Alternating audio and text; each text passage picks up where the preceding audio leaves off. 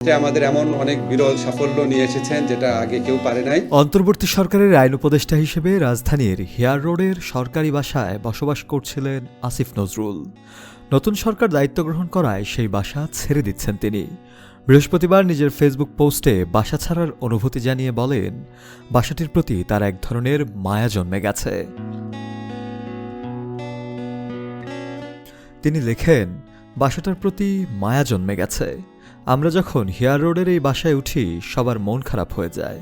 বেশি বড় জায়গা, বেশি বড় বাড়ি, এত বড় যে আপন ভাবা যায় না ঠিক। সরকারি বাসায় ওঠার কারণে সন্তানদের মন খারাপ হওয়ার কথাও তুলে ধরেন তিনি।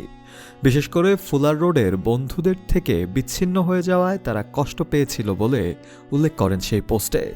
তবে সময়ের সঙ্গে সঙ্গে হেয়ার রোডের এই বাসার প্রতি এখন গভীর মায়া তৈরি হয়েছে বলে জানান তিনি।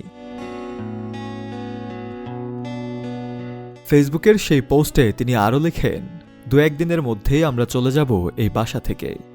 আমার মায়া রোগ আছে।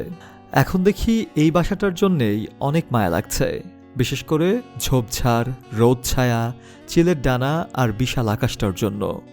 পোস্টের শেষ লাইনে তিনি লেখেন, বিদায় হেয়ার রোড। অন্তর্বর্তী সরকারের আইন উপদেষ্টার পাশাপাশি প্রবাসী কল্যাণ এবং পরে ক্রীড়া উপদেষ্টার দায়িত্বও পালন করেন তিনি।